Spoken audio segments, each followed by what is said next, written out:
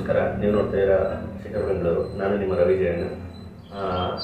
ನಮ್ಮ ಇವತ್ತಿನ ಟಾಪಿಕ್ ಏನಂದರೆ, ನೀವು ಕೆಲವೊಂದು ಕಮೆಂಟ್ಸ್ ಮಾಡಿದ್ರಿ. ಆ ಕಮೆಂಟ್ಸ್ನ ನಾವು ನಿಮಗೆ ಉತ್ತರ ಕೊಡಲಿಕ್ಕೆ ಆಗಿರಲಿಲ್ಲ. ಅದು ಉತ್ತರಗಳನ್ನ ಇವತ್ತು ನಾವು ನಿಮಗೆ ವಿಡಿಯೋ ಥ್ರೂ ನಾವು ತಲುಪಿಸ್ತಾ ಇದ್ದೀವಿ.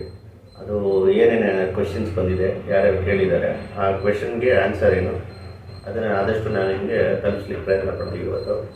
ಸೊ ಅದರಲ್ಲಿ ನಿಮಗೆ ಆದಷ್ಟು ಉಪಯೋಗ ಆಗುವಂಥ ಇನ್ಫಾರ್ಮೇಷನ್ಸ್ ಇದೆ. ಸೊ ಅದನ್ನು ನೀವು ಉಪಯೋಗಿಸ್ಬಿಡಿ ಅಂತ ಹೇಳ್ತಾ ವಿಡಿಯೋನ ಸ್ಟಾರ್ಟ್ ಮಾಡ್ತಾಯಿದ್ದೀನಿ. ಸೊ ಮೊದಲನೇ ಪ್ರಶ್ನೆ ಬಂದು ಶ್ರೀನಿವಾಸಯ್ಯ ನವೀನ್ ಅನ್ನೋರು ಕಳಿಸಿದ್ದಾರೆ. ಸೊ ಅವ್ರ ಪ್ರಶ್ನೆ ಏನಂದರೆ, ಸರ್ ನೀವು RMC ನಾವು ಕಾಂಕ್ರೀಟ್ RMCಯಿಂದ ತೊಗೊಳ್ತಾ ಇದ್ದೀವಿ. ಅಲ್ಲಿ ನಮಗೆ ಸಿಮೆಂಟು 320 kg, ಜಲ್ಲಿ ಒಂದು 850 kg ಈ ಥರ ಮೆನ್ಷನ್ ಮಾಡಿದ್ದಾರೆ. ನೀವು 112 ಅಂತ M25 ಗ್ರೇಡ್ಗೆ ಅಂತ ಹೇಳ್ತೀರಾ. ಅದಕ್ಕೂ ಸಮಾಧಾನ ಬರ್ತಾ ಇಲ್ವಲ್ಲ ಸರ್, ಹೇಗೆ ಇದು ಅಂತ ಒಂದು ಪ್ರಶ್ನೆ ಕೇಳಿದರು. ಸೊ ಆ ಪ್ರಶ್ನೆಗೆ ಉತ್ತರ ಏನಂದರೆ, ನೀವೀಗ 112 ಅಂತ ನಾವೇನು ಹೇಳಿದ್ದೀವಿ ಅದನ್ನು ನಾವು ವಾಲ್ಯೂಮೆಟ್ರಿಕ್ ಬ್ಯಾಚ್ ಅಂತ ಹೇಳ್ತೀವಿ. ಅಂದರೆ ನೀವು ಗ್ಯಾಂಗ್ ಏನು ಕರೆಸ್ತೀರಾ ಸೈಟಲ್ಲಿ, ಆ ಗ್ಯಾಂಗನ್ನ ಉಪಯೋಗಿಸಿ ನೀವು ಮಾಡೋ ಟೈಮಲ್ಲಿ 1:1 ಅನ್ನೋ ರೇಷಿಯೋದಲ್ಲಿ ನೀವು ಕಾಂಕ್ರೀಟ್ ಹಾಕಬೇಕಾಗತ್ತೆ. ಅದನ್ನು M25 ಅಂತ ನಾವು ಹೇಳೋದು. ಅದು ಯಾವಾಗ ಉಪಯೋಗ ಬರುತ್ತೆ ಅಂದರೆ, 1:1 ಅಂದರೆ ಒಂದು ಸಿಮೆಂಟು, ಒಂದು ಮರಳು, 2 ಬಾಂಡ್ಲಿ ಜಲ್ಲಿ. ಅಂದರೆ ನೀವು ಬಾಂಡ್ಲಿ ಲೆಕ್ಕದಲ್ಲಾದರೂ ತೊಗೋಬೋದು, ಬ್ಯಾಗ್ ಲೆಕ್ಕದಲ್ಲಾದರೂ ತೊಗೋಬೋದು. ಆದರೆ ಈಗ ನೀವು ಯಾವ ಲೆಕ್ಕ ತೊಗೊಳ್ತೀರೋ ಪ್ರತಿಯೊಂದಕ್ಕೂ ಒಂದೇ ಥರದನ್ನೇ ತೊಗೋಬೇಕು. ಅಂದರೆ ಒಂದು ಬಾಂಡ್ಲಿ ಸಿಮೆಂಟ್ ತೊಗೊಂಡ್ರೆ 1 ಬಾಂಡ್ಲಿ ಮರಳು, 2 ಬಾಂಡ್ಲಿ ಜಲ್ಲಿ ಅಂತಲೇ ಬರುತ್ತೆ. ಅಥವಾ ನೀವು ಬ್ಯಾಗ್ ಲೆಕ್ಕ ತೊಗೊಂಡ್ರೆ 1 ಬ್ಯಾಗ್ ಸಿಮೆಂಟು, 1 ಬ್ಯಾಗ್ ಮರಳು, 2 ಬ್ಯಾಗು ಜಲ್ಲಿ ಅಂತಲೇ ಬರುತ್ತೆ. ಸೊ ಅದನ್ನು ವಾಲ್ಯೂಮೆಟ್ರಿಕ್ ಅಂತೀವಿ. ಅಂದರೆ ವಾಲ್ಯೂಮ್ ಮೇಲೆ ಡಿಸೈಡ್ ಆಗುವಂಥದ್ದು. ಅದನ್ನೇ ನೀವು RMCಗೆ ಅಂತ ತಗೊಂಡಾಗ ಅಲ್ಲಿ ವಾಲ್ಯೂಮೆಟ್ರಿಕ್ ಮಾಡೋದಿಲ್ಲ.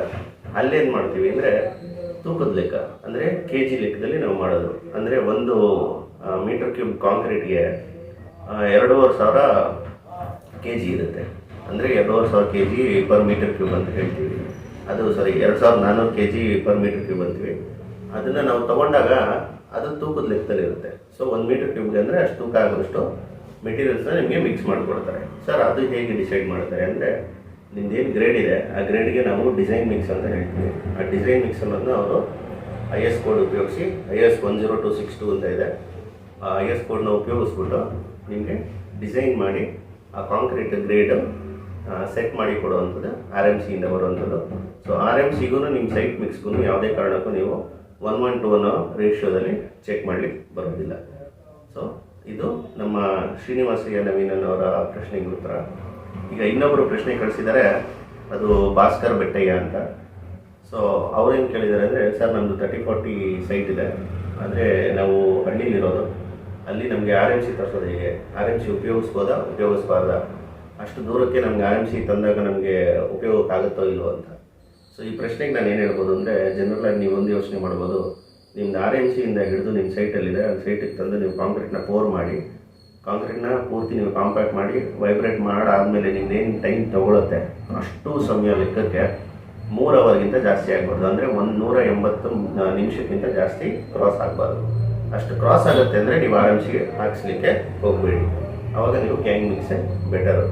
ಅಂದರೆ ಈಗ ನೀವು RMCಲಿ ನಿಮ್ಮ ಸಿಮೆಂಟ್ಗೆ ನೀರು ಯಾವಾಗ ಮಿಕ್ಸ್ ಮಾಡ್ತಾರೆ ಅಲ್ಲಿಂದ ಹಿಡಿದು ಟೈಮು, ಅಂದರೆ ಫಾರ್ ಎಕ್ಸಾಂಪಲ್ ನೀವು ಒಂದು ಉದಾಹರಣೆ ತೊಗೊಳ್ಳೋದಾದರೆ, ಬೆಳಗ್ಗೆ ಒಂದು 10 ಗಂಟೆಗೆ ನಿಮ್ಮದು RMCಯಿಂದ ಗಾಡಿ ಹೊರಡ್ತು ಅಂತ ಇಟ್ಕೊಳ್ಳಿ.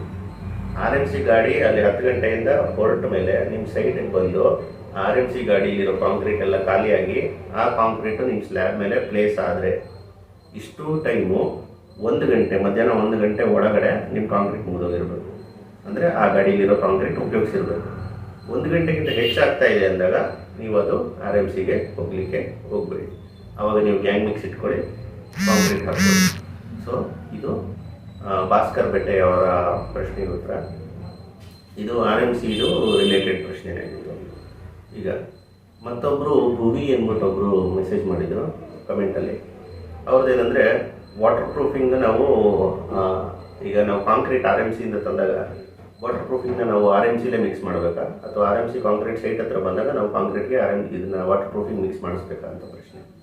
ಈಗ ಇದಕ್ಕೆ ಉತ್ತರ ಏನಂದರೆ, ನೀವು ಯಾವುದೇ ಕಾರಣಕ್ಕೂ ಸೈಟಲ್ಲಿ ಮಿಕ್ಸಿಂಗ್ ಏನು ಇಟ್ಕೊಳ್ಬೇಡಿ. RMCಲೇ ಇದೆ. RMCನ ನೀವು ಕಾಂಕ್ರೀಟ್ ತರಿಸಿದ್ರೆ RMCಲೇ ನಿಮಗೆ ವಾಟರ್ ಪ್ರೂಫಿಂಗ್ ಕೆಮಿಕಲ್ ಸಿಗುತ್ತೆ. ಅದೇ ಕೆಮಿಕಲ್ ಉಪಯೋಗಿಸಿ ನೀವು ವಾಟರ್ ಪ್ರೂಫಿಂಗ್ ಕೆಮಿಕಲ್ನ ಆ್ಯಡ್ ಮಾಡಿಸಿ RMC ಕಾಂಕ್ರೀಟ್ಗೆ.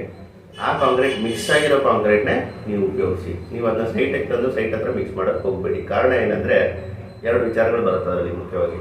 ಮೊದಲನೇ ವಿಚಾರ ಏನಂದರೆ ನಿಮ್ಮದು RMCಲಿರೋ ಕೆಮಿಕಲ್ ಮತ್ತು ಸಿಮೆಂಟ್ ಏನು ಉಪಯೋಗಿಸ್ತಾರೆ ಅದಕ್ಕೆ ಕಂಪ್ಯಾಟಿಬಿಲಿಟಿ ಅಂತೆ, ಅಂದರೆ ಹೊಂದಾಣಿಕೆ ಆಗಬೇಕು. ಹೊಂದಾಣಿಕೆ ಆಗಿಲ್ಲ ಅಂದರೆ ಈ ನಾವು ಸೆಗ್ರಿಗೇಷನ್ ಅಂತೀವಿ. ಸೆಗ್ರಿಗೇಷನ್ ಅಂದರೆ ಜಲ್ಲಿ ಮೊಳೆ ಎಲ್ಲ ನೀರು ಜೊತೆ ಸ್ಲರಿ ಜೊತೆ ಸಪ್ರೇಟ್ ಆಗಿಬಿಡುತ್ತೆ, ಸಿಮೆಂಟ್ ಇಲ್ಲ. ಆ ಥರ ಆಗೋ ಚಾನ್ಸಸ್ಸು ನೀವು ಸೈಟಿಗೆ ತಂದು ಮಿಕ್ಸ್ ಮಾಡೋಕ್ಕೆ ಹೋದಾಗ ಆಗೋ ಚಾನ್ಸಸ್ ಇರುತ್ತೆ. ಸೊ ಆ ರಿಸ್ಕು ನೀವು ತೊಗೊಳ್ಲಿಕ್ಕೆ ಹೋಗಬೇಡಿ. ಯಾವುದೇ ಇದ್ರೂ ನೀವು ವಾಟರ್ ಪ್ರೂಫಿಂಗ್ ಏಜೆಂಟು ಅವ್ರಿಗೆ ಗೊತ್ತಿರುತ್ತೆ, ಅವ್ರು ಯಾವ ಸಿಮೆಂಟ್ ಉಪಯೋಗಿಸ್ತಾ ಇದ್ದಾರೆ, ಏನು ಕೆಮಿಕಲ್ ಇರುತ್ತೆ ಅದೇ ಕೆಮಿಕಲ್ ಉಪಯೋಗಿಸಲಿ. ಅದನ್ನೇ ನೀವು ನಿಮ್ಮ ಸೈಟಿಗೆ ತಂದು ಕಾಂಕ್ರೀಟ್ನ ಉಪಯೋಗಿಸ್ಕೊಳ್ಳಿ. ಸೊ ವಾಟರ್ ಪ್ರೂಫಿಂಗ್ ಏಜೆಂಟ್ ಯಾವುದೇ ಕೆಮಿಕಲ್ ಇರ್ಬೋದು, ನೀವು ಸೈಟ್ ಹತ್ರ ಮಿಕ್ಸ್ ಮಾಡಲಿಕ್ಕೆ ಹೋಗಬೇಡಿ. ಅದನ್ನು ಮಿಕ್ಸ್ ಮಾಡ್ತಾರೆ ಅಂದರೆ ಅದು RMCಯಿಂದ ಬಂದಿರೋ ಮ್ಯಾನೇಜರ್ಸ್ ಇರ್ತಾರೆ ಅಥವಾ ಇಂಜಿನಿಯರ್ಸ್ ಇರ್ತಾರೆ, ಅವರೇ ಮಿಕ್ಸ್ ಮಾಡಬೇಕು. ಅದರ ಜವಾಬ್ದಾರಿ ಪೂರ್ತಿಯಾಗಿರುತ್ತೆ. ಯಾವುದೇ ಕಾರಣಕ್ಕೂ ಓನರ್ಸ್ ಆಗಲಿ ಅಥವಾ ನೀವು ಕ್ಲೈಂಟ್ಸ್ ಆಗಲಿ ಅದನ್ನ ಉಪಯೋಗಿಸಕ್ಕೆ ಹೋಗಬೇಡಿ. ಎಲ್ಲ ಜವಾಬ್ದಾರಿ RMC ಕೊಟ್ಟಮೇಲೆ ಆ ಜವಾಬ್ದಾರಿನೂ RMC ಅವ್ರಿಗೆ ಕೊಡಿ, ಆವಾಗಲೇ ನಿಮ್ಮ ಕಾಂಕ್ರೀಟ್ ಕ್ವಾಲಿಟಿ ಚೆನ್ನಾಗಿರೋದು. ಸೊ ಇದು ಭುವಿಯವರ ಪ್ರಶ್ನೆಗೆ ಉತ್ತರ. ಇನ್ನೊಬ್ಬರು ಸುರೇಶ್ ಎಸ್ ಅನ್ನೋರು ಒಂದು ಪ್ರಶ್ನೆ ಕೇಳಿದ್ದಾರೆ. ಸರ್, ಈಗ ಹನಿಕೂಂಬಿಂಗ್ ಅಂತ ಒಂದು ಪ್ರಶ್ನೆ ಕೇಳಿದ್ದಾರೆ. ಹನಿಕೂಂಬಿಂಗ್ ಮೇಲೆ ನಿಮಗೆ ಒಂದು ವಿಡಿಯೋ ಮಾಡ್ಕೊಡ್ತೀನಿ ನಾನು. ಅದರಲ್ಲಿ ಹನಿಕೂಂಬಿಂಗ್ ಅಂದರೆ ಏನು ಅನ್ನೋದು ನಿಮ್ಗೆ ಗೊತ್ತಾಗುತ್ತೆ. ಸೊ ಈ ಹನಿಕೂಂಬಿಂಗ್ ಸರ್ 1 ಇಂಚಿಂದ ಸ್ವಲ್ಪ ಜಾಸ್ತಿ ಇದ್ದರೆ ಏನು ಮಾಡಬೇಕು ಅಂತ. ಸೊ ಈಗ ಹನಿಕೂಂಬಿಂಗ್ 1 ಇಂಚ್ಗಿಂತ ಜಾಸ್ತಿ ಇದೆ ಅನ್ನೋದಕ್ಕಿಂತ ಹನಿಕೂಂಬಿಂಗ್ ಎಷ್ಟು ಏರಿಯಾದಲ್ಲಿದೆ ಅನ್ನೋದು ಇಂಪಾರ್ಟೆಂಟ್. ಅಂದರೆ ವಿಸ್ತೀರ್ಣ ಅದರಲ್ಲಿ ಎಷ್ಟಿದೆ ಅನ್ನೋದು. ನೀವೇನೋ ಡೆಪ್ತ್ ಹೇಳ್ತಾ ಇದ್ದೀರಾ, ಡೆಪ್ತ್ ಏನೋ 1 ಇಂಚ್ ಇದೆ. ಸೊ ಅದು ವಿಸ್ತೀರ್ಣ ಎಷ್ಟಿದೆ ಅದ್ರ ಮೇಲೆ ನಾವು ಡಿಪೆಂಡ್ ಆಗುತ್ತೆ. ಈಗ ತುಂಬ ವಿಸ್ತೀರ್ಣ ಜಾಸ್ತಿ ಇದೆ, ತುಂಬ ಜಾಗದಲ್ಲಿ ಬಂದಿದೆ ಅದು ಅನ್ನೋದಾಗ ನಾವು ಆದಷ್ಟು ಅದನ್ನ ಸೀರಿಯಸ್ನೆಸ್ ತೊಗೊಳ್ತೀವಿ. ಅದೆಷ್ಟು ಸೀರಿಯಸ್ ಆಗಿದೆ ಅನ್ನೋದ್ರ ಮೇಲೆ, ಯಾವ ಮೆಂಬರಲ್ಲಿ ಬಂದಿದೆ, ಯಾವ ಜಾಗದಲ್ಲಿ ಬಂದಿದೆ ಅದ್ರ ಮೇಲೆ ಅದನ್ನ ಇಟ್ಕೋಬೇಕಾ ಬೇಡವಾ, ಇಲ್ಲ ಆ ಡೆಮಾಲಿಷ್ ಮಾಡಿ ಹೊಸದಾಗಿ ಕಾಂಕ್ರೀಟ್ ಹಾಕಬೇಕಾ, ಇಲ್ವಾ ಕಡಿಮೆ ಇತ್ತು ಅಂದರೆ ಅದಕ್ಕೆ ರಿಪೇರ್ ಮೋಟರ್ ಅಂತ ಬರುತ್ತೆ, ಅದರಲ್ಲಿ ನೀವು ರೆಂಡ್ರೋ ಕಾಜೆ ಅಥವಾ GP2 ಅಂತ ಬರುತ್ತೆ, ಅದನ್ನು ಉಪಯೋಗಿಸಿ ನೀವು ಕ್ಲೋಸ್ ಮಾಡ್ಬೋದು. ಇಲ್ಲ ಇನ್ನೂ ಸ್ವಲ್ಪ ಜಾಸ್ತಿ ಇದೆ ಅಂದರೆ ಆವಾಗ ನೀವು ಡೆಮಾಲಿಷನ್ಗೆ ಹೋಗ್ಬೇಕಾಗತ್ತೆ. ಇಲ್ಲ ನಾವು ಸ್ಲ್ಯಾಬ್ ಅಥವಾ ಬೀಮಲ್ಲಿ ಬಂದಿದೆ ಅಂದಾಗ ನೀವು ಮೈಕ್ರೋ ಕಾಂಕ್ರೀಟ್ ಮಾಡಲೇಬೇಕಾಗತ್ತೆ. ಸೊ ಪ್ರೆಷರ್ ಗ್ರೌಟ್ ಮಾಡಿ ನೀವು ಅದನ್ನ ಕ್ಲೋಸ್ ಮಾಡಬೇಕಾಗತ್ತೆ. ಸೊ ಇದು ನಿಮ್ಮ ಹನಿಕೂಂಬಿಂಗ್ಗೆ ಉತ್ತರ. ಅದರಲ್ಲಿ ಮೇನ್ ಹನಿಕೂಂಬಿಂಗ್ ಯಾವಾಗ ಹೆಂಗೆ ಅಂದರೆ ಇಂಜಿನಿಯರ್ಸೇ ಡಿಸೈಡ್ ಮಾಡೋದು ಅದರದ್ದು ಪ್ಯಾರಾಮೀಟರ್ಸ್ ಎಷ್ಟಿದೆ ಅಂತ. ಅದ್ರ ಮೇಲೆ ಡಿಸೈಡ್ ಆಗಿ ನಿಮ್ಮದು ಹನಿಕೂಂಬಿಂಗ್ನ ಕ್ಲೋಸ್ ಮಾಡಿಕೊಡ್ತಾರೆ. ಇನ್ನು ಅದ್ರ ಮೇಲೆ ನಾನು ನಿಮ್ಗೆ ಹನಿಕೂಂಬಿಂಗ್ ಅಂತ ಒಂದು ವಿಡಿಯೋ ಮಾಡ್ತೀನಿ, ಅದರಲ್ಲಿ ನಿಮಗೆ ಇನ್ನೂ ಕ್ಲೀನಾಗಿ ಅರ್ಥ ಆಗುತ್ತೆ. ಇದು ಸುರೇಶ್ ಅವರ ಪ್ರಶ್ನೆಗೆ ಉತ್ತರ. ಸೊ ಈ ರೀತಿ ನಮಗೊಂದು 4 ಪ್ರಶ್ನೆಗಳಿಗೆ ಉತ್ತರ ಕೊಡಲಿಕ್ಕೆ ಆಗಿರಲಿಲ್ಲ, ಯಾಕಂದರೆ ಇದನ್ನೆಲ್ಲ ನಾವು ಕಮೆಂಟ್ಸಲ್ಲಿ ಟೈಪ್ ಮಾಡಲಿಕ್ಕೆ ಕಳಿಸೋಕ್ಕಾಗಲ್ಲ. ಸೊ ಈ ಪ್ರಶ್ನೆಗಳು ಏನೇನಿದೆ ಅದಕ್ಕೆ ಉತ್ತರ ನಿಮ್ಗೆ ಸ್ಯಾಟಿಸ್ಫೈ ಆಗಿದೆ ಅಂತ ಅನ್ಕೊತೀನಿ. ಇನ್ನೂ ಭಾಳಷ್ಟು ನೀವು ತಿಳ್ಕೊಬೇಕು ಅಂತ ಆಸೆ ಇದ್ದರೆ ನೀವು ಕಮೆಂಟಲ್ಲಿ ಗ್ಯಾರಂಟಿ ನಿಮ್ಮ ಕ್ವಶನ್ಸ್ ಕಳಿಸಿ, ಅದನ್ನು ನಾನು ನಿಮಗೆ ಉತ್ತರ ಗ್ಯಾರಂಟಿ ಕೊಡ್ತೀವಿ.